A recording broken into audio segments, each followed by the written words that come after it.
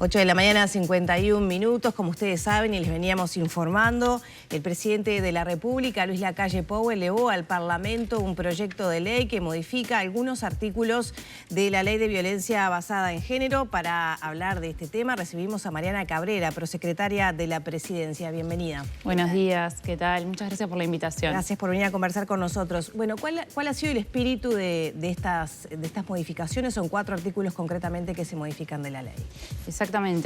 El Poder Ejecutivo lo que hizo como iniciativa legislativa que tiene, envió al Parlamento este proyecto de ley que cuenta con 4 artículos que modifican la ley 19.580. El espíritu que tiene es mantener esta ley porque entendemos que es una buena norma que tiene que seguir vigente, pero sí entendimos que había ciertas garantías que se estaban colidiendo, digamos, con los principios del ordenamiento jurídico uruguayo. Entonces, en ese marco nosotros modificamos nada más que 4 de los 98 artículos en los que identificamos estas dificultades.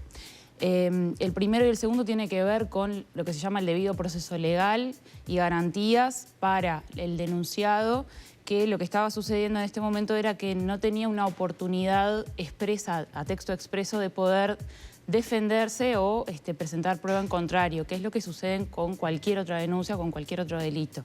El tercer artículo tiene que ver con lo que nosotros decimos que hay denuncias que son mentiras, que son falsas, y en este caso no estaban siendo penadas por la ley. Tampoco sucede esto con cualquier otro delito. Entonces nosotros entendimos que podíamos agregarlo aquí. Y la última, con una reparación patrimonial que, al ser una norma de carácter principalmente penal, entendemos que esa otra reparación que se pide junto con la sentencia de condena puede seguirse pidiendo, pero en una vía civil, que es donde hay magistrados, jueces más entendidos en la materia que pueden, en definitiva, evaluar cuánto es el daño. Ahora vamos a ir sobre el fondo del asunto, pero yo le quiero preguntar un par de cosas vinculadas a la forma. ¿Por qué ahora? Eso es primero. Y segundo, llamó la atención que esto no haya sido de alguna manera dialogado previamente con, por ejemplo, la vicepresidenta de la República, que ha trabajado mucho en la ley de género.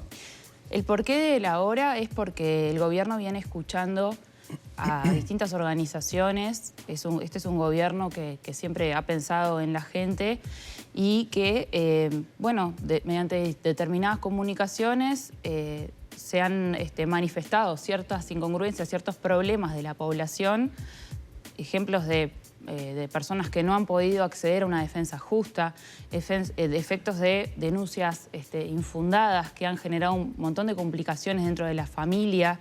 Entonces nosotros nos pusimos a estudiar este proyecto de ley, esta iniciativa, y dio como resultado la modificación de estos 4 artículos. Hubo una manifestación muy grande, no sé si ustedes la recuerdan, en el fuera Parlamento. del Palacio. Después que el presidente dio su mensaje el 2 de marzo, este 2 de marzo, y bueno, nos hicieron llegar sus inquietudes. ¿Eso fue el disparador para la creación de este proyecto? No, eso específicamente no. Esa había la postura del señor presidente en cuanto a esta norma. Hemos visto una cantidad de consecuencias negativas que ha generado, lamentablemente, porque el espíritu de la norma, repito, es muy bueno y nosotros acá nadie quiere derogar, nadie quiere modificar. Nosotros incluso no tocamos los artículos, lo que hacemos son hacerle añadiduras, o sea, le agregamos distintas incisos para generar más garantías, como ocurre en cualquier otra norma. Y llamó la atención esto de que no fue consultada la vicepresidenta, no sabía, no se dialogó con ella previamente. La postura del presidente es conocida sobre esto, sobre la ley y que había que hacerle modificaciones. Siempre se supo. Digo, la verdad es que incluso esto se va a debatir ahora en el Parlamento, no es tampoco algo que nosotros estamos regulando para que sea así, sino que al contrario, que se den las máximas garantías para que se reciba a todas las personas técnicas, lo dijo la vicepresidenta en la materia, y que bueno, que se llegue a ver si hay posibilidades de hacer estas modificaciones. O sea, desde Presidencia se está abierto a que se pueda buscar las modificaciones que se entiendan pertinentes. O sea, que el proyecto no se apruebe tal cual está para generar garantías. Nosotros, para generar garantías, lo que entendemos es que esto tiene que discutirse. Ustedes recuerden que esta ley del año 2017 se discutió mucho en el Senado y en Cámara de Diputados se votó en 2 días. Y eso es lo que no queremos que suceda. ¿Por qué? Porque entendemos que en un país democrático que está abierto al diálogo hay que seguir recibiendo gente. Si bien en Presidencia se hizo un estudio muy pormenorizado de las normas, de sentencias, de un montón de otras cuestiones, ahora tenemos la Asociación de Penalistas que lo ve con muy buenos ojos, la cátedra le da su respaldo, bueno, que se siga discutiendo, por supuesto. Esto sale de una análisis. Se está abierto a que se realicen modificaciones al actual proyecto. Es que pueden surgir modificaciones, ¿por qué no? Esta es una iniciativa que el Poder Ejecutivo tiene, donde nosotros identificamos en este caso 4 artículos, pero esto sucede siempre. Recuerden, también en el 2017, cuando se envía desde el Poder Ejecutivo al Parlamento, porque también tuvo iniciativa ejecutiva, se cambiaron un montón de cuestiones. Entonces, qué mejor. O sea que Presidencia no quiere una votación express. Ya termino. Nosotros siempre lo que entendemos es que acá hay garantías que están vulneradas. ¿Tá?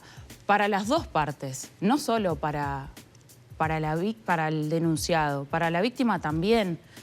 ¿Qué pasa cuando hay denuncias falsas? Eso lo que hace es que vicia el sistema. ¿Por qué? Porque uno está denunciando algo que no es cierto, está actuando de mala fe. Se ha señalado que no hay una evidencia de denuncias falsas. Ya termino y así ordenamos un poquito las cuestiones. Entonces, qué mejor que esto se discuta, se den las garantías necesarias. Nosotros entendemos que acá estos 4 artículos, que son nada más que 4 que estamos queriendo modificar, son los más complicados en el sentido de lo que es aportar la igualdad ante la ley, como lo dice la Constitución.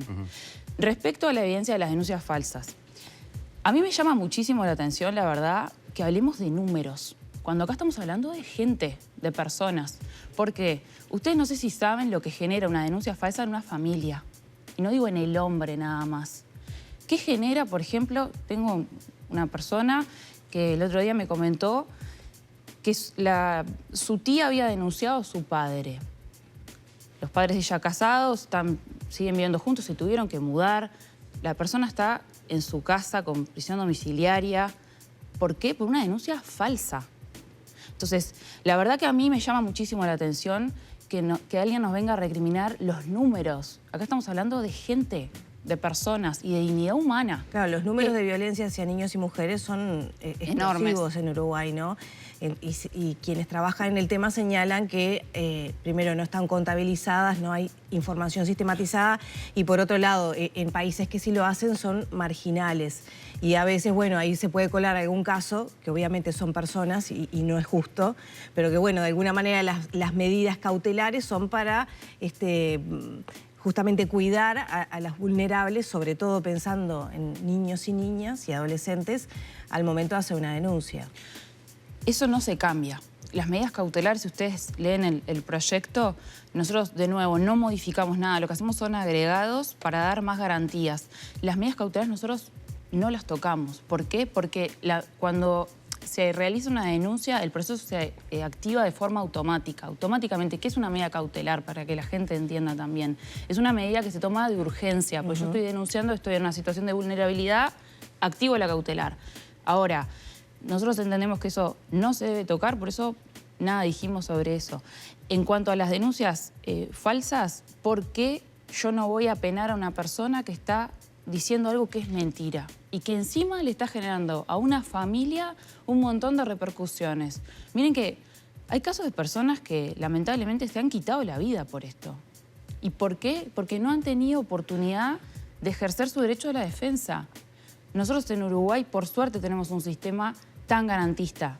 Entendemos que esta ley tiene una muy buena naturaleza y una muy buena, digamos, objetivos, pero que en ciertos puntos, la verdad que las garantías no reflejan y se da de frente contra la Constitución y contra el ordenamiento jurídico. ¿Qué mecanismos se prevén para evaluar si la denuncia es falsa o no? Entonces, porque lo que señalaba desde la sociedad civil es que, bueno, puede haber temor en denunciar de las víctimas justamente porque después no se pueda comprobar algo que sucede en el ámbito íntimo, que es difícil. Justamente la mayoría de estos casos suceden en un ámbito íntimo. Por eso si ustedes ven, la verosimilitud se sigue manteniendo como el testimonio verosímil de la mujer que denuncia se sigue manteniendo, o sea, se pondera un poco más. En derecho vale mismo un testimonio que una prueba documental. Acá lo que sucede es que el testimonio está un poquito más arriba porque, justamente por lo que tú decías, Lorena, se pondera. Ahora, frente a eso sigue. Nosotros no modificamos eso. Hay gente que nos dice, no, porque entonces si yo como vecina escucho que a mi vecina la están golpeando, está sufriendo violencia de género, no voy a poder denunciar, porque entonces mejor no me meto. Eso no es así, por favor. A mí me preocupa mucho, ya terminó, me preocupa mucho que se instalen desde ya relatos sin discutirse. Porque en realidad nosotros lo que decimos es, todos van a poder denunciar. La víctima, el vecino, el niño, el maestro, quien sea. Ahora, si eso se comprueba que yo estoy haciendo mala fe la denuncia, yo estoy mintiendo que a ti te pegaron, bueno, ¿por qué no lo voy a penar? No tiene nada que ver, es peras con manzana, no tiene nada que ver una cosa con la otra. Si yo denuncio y estoy actuando de buena fe, quizás eso después es falso. No importa, pero ¿cuál fue mi intención? Fue buena, porque entendí, de nuevo, con verosimilitud, que estabas en una situación complicada. Ahora, si mañana viene Alfredo y dice, no, mirá, la verdad, Mariana me dijo por escrito que iba a denunciar la situación que vivía Lorena porque tenía ganas de generar un daño y lo puede probar. ¿Por qué no? O sea, ese va a ser el límite y por ahí venía un poco la consulta. Tanto la vicepresidenta como Botero, directora de InMujeres, señalaban que entendían que penas más severas para quienes denunciaran, entre comillas, falsamente, podría ser, bueno, que alguno tuviera temor de denunciar situaciones de violencia. Y ese es un caso, me parece que es bien pertinente para poder explicar lo que pasa, y aquí lo estuvieron explicando también las abogadas redactoras de la ley. Señalaban, bueno, si se presenta esa situación, escucho a mi vecina que está en una situación de violencia, esa mujer por estar amenazada, porque se amenaza a los hijos, porque no tiene dónde ir a vivir, que el informe de la UDELAR relata muy bien esa cuestión vinculada sobre todo a las poblaciones más vulnerables, decía, bueno, tal vez ahora tenga el temor porque esa persona capaz que llega a la policía y dice, no, acá no pasa nada, no hay ningún problema, y ese vecino o esa vecina podría tener una consecuencia legal. ¿Eso está contemplado en la situación y en estas modificaciones que se plantean? La consecuencia legal, repito, está contemplada si se demuestra. ¿Qué quiere decir si se demuestra? Porque a veces los términos jurídicos son muy complicados. ¿Cómo demuestro yo que hay una denuncia falsa? Con pruebas. De nuevo, un sistema garantista. Yo no voy a demostrar nadie me va a demostrar en mi contra que yo hice una denuncia falsa sin prueba. ¿Cuál es la prueba? Bueno, documental, chats, audios, videos de que yo dije tal o cual cosa. ¿Hoy existen esas pruebas que demuestran que hay denuncias falsas? Existen, existen.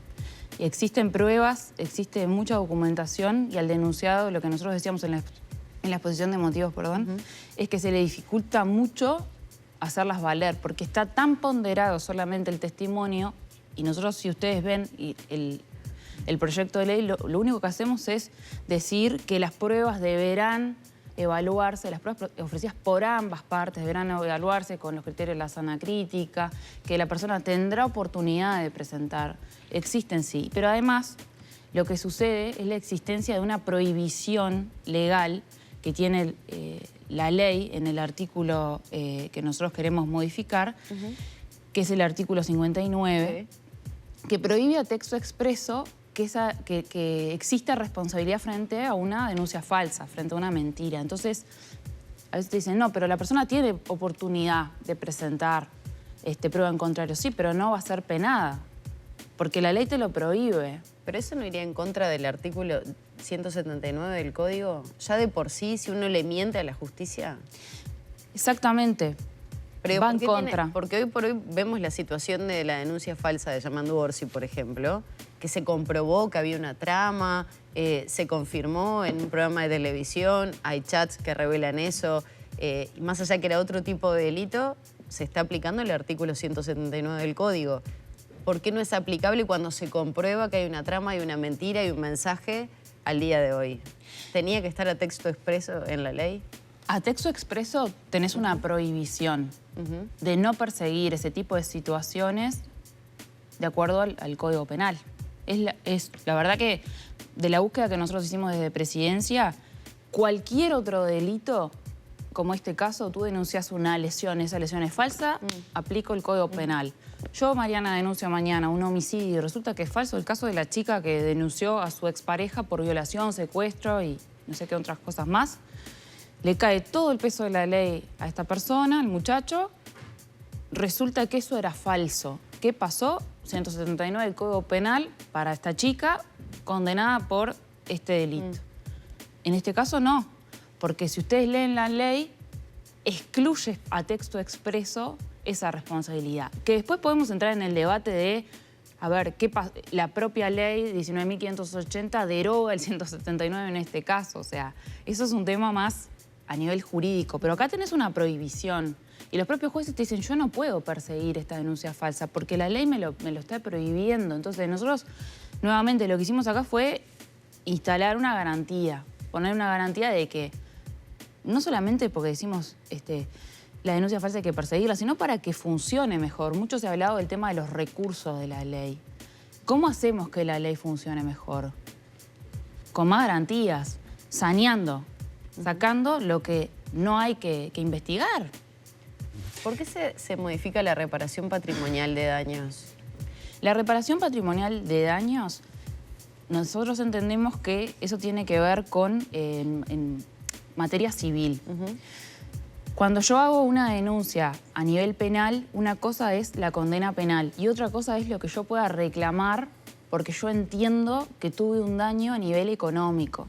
En violencia de género hay un montón de daños, desde daños psicológicos. Hay muchas personas que necesitan ingresar a terapia y eso es costoso. O daños médicos a nivel... Un abogado también. Un abogado.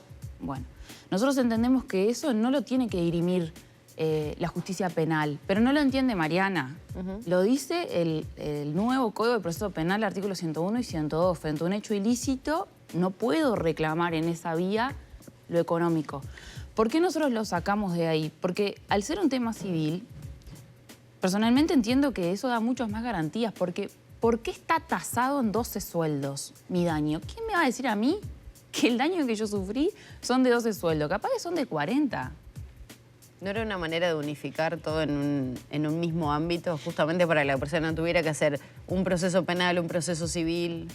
Yo creo que el ánimo no fue malo, pero es incorrecto, porque a mí nadie va a tasar en 12 sueldos el daño que yo sufrí. Y en realidad esto lo tiene que evaluar un juez civil, que es el especializado en la materia, que me va a hacer decir, bueno, mirá, sufrí tuve todos estos padecimientos, y reclamo esta suma de dinero, como ocurre de nuevo en otros delitos. Claro, sí. En un homicidio ya terminó. Mañana me matan a mi hijo, una cosa es la sentencia de condena penal, pero para esa homicida que mató a un niño, no hay una sentencia de condena económica en la penal. Miren lo que estoy diciendo. O sea, un delito gravísimo, homicidio, matan a un niño y esa persona no tiene una condena económica. Tengo que ir a reclamarla a la vía civil. ¿Por qué acá la voy a reclamar? Porque en ese caso, o ponemos a todos la reparación económica dentro de lo penal, entendiendo que es grave y entonces también va una reparación económica, o está prohibido. Entonces vaya a la vía civil, como corresponde. Claro, tenía entendido que eso está vinculado a la situación porcentual que hay de hombres que no cumplen con sus obligaciones y terminan teniendo retenciones judiciales para hacer las pensiones alimenticias y las inequidades económicas que las mujeres tienen, sobre todo cuando tienen niños a cargo y más si viven una trayectoria de violencia doméstica, de violencia basada en género, y de alguna manera ese artículo facilitaba, digamos, esa contrapartida económica. ¿No se corre el riesgo entonces de perder eso? Personalmente entiendo que no. Al contrario, para mí da más garantías porque una vez que yo comprobé esta situación la puedo reclamar en otro ámbito y de nuevo, no creo que tenga que estar tasado en una cifra que no sé por qué tampoco son 12 sueldos nominales o 12 sueldos de la persona, cuando en realidad puede ser menos o más. Entiendo que, de nuevo, para dar garantía a las dos partes, una cosa es que la persona, me parece que uno tiene que empezar a distinguir. Una cosa es que me ejerza violencia física violencia psicológica, violencia emocional, las dos cosas al mismo tiempo, todo al mismo tiempo, y que para todo el mundo es 12. Doctora, para que quede claro entonces, Presidencia no quiere una sanción express de este proyecto, ahora sí quiere que salga en esta legislatura. Presidencia no tiene ninguna de las dos voluntades. La voluntad de Presidencia es enviar un proyecto basado en que hemos recibido un montón de reclamaciones y entendemos que faltan garantías.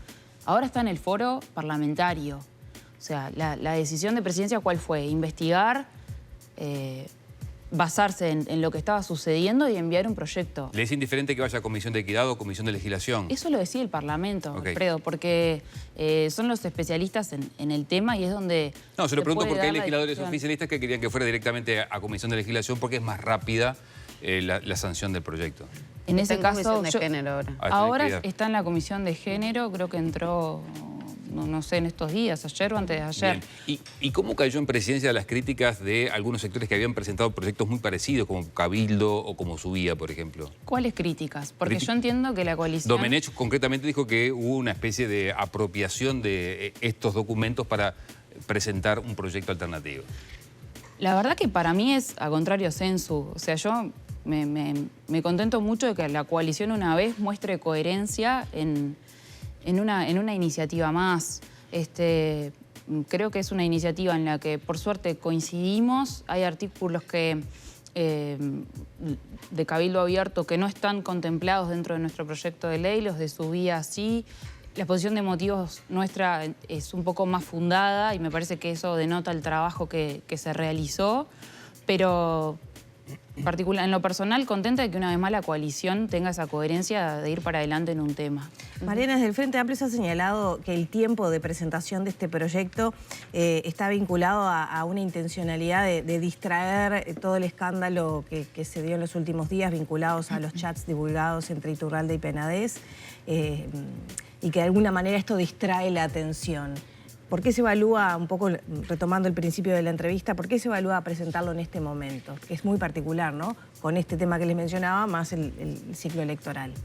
Para volver un poco a lo que fue la génesis de este tema, yo asumo la prosecretaría de la Presidencia en diciembre, más o menos a los 2-3 meses se empezó a evaluar esta situación de la ley. O sea, la verdad es que no está ligado para nada a lo que se está diciendo y me parecería un poco injusto por el trabajo que se llevó adelante desde la Presidencia y la investigación, ligarlo a un tema político, porque esto tiene que ver con temas más bien técnicos y de técnica legislativa.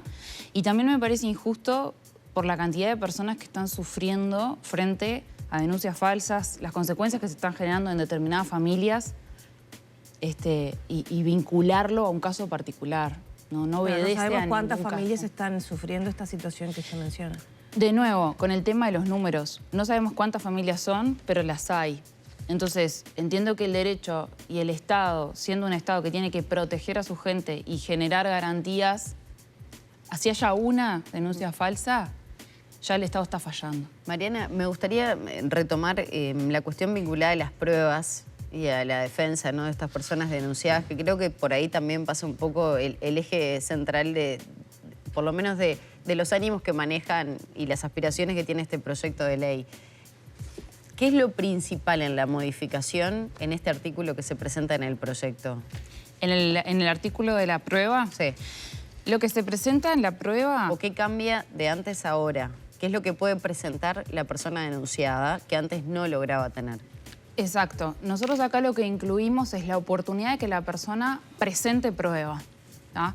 Como decía al principio, al valorar tanto en la ley únicamente el testimonio de la mujer, cuando presenta verosimilitud, dispara automáticamente las medidas cautelares, ¿tá? La persona tiene algunos momentos en el ámbito de fiscalía de presentar alguna prueba, pero como está redactada la ley, el problema es cómo se valora esa prueba. Directamente en muchas ocasiones esa prueba no se valora. Eso aplica desde la cautelar, pero para... Dame un segundito que Sí. ya termino. Para que te hagas una idea, en el 94% de los casos que estudió la Facultad de Derecho, la única prueba que se presentó fue el testimonio de la mujer. O sea, se tomó la decisión de acuerdo solamente al testimonio de la mujer. En cuanto a la medida cautelar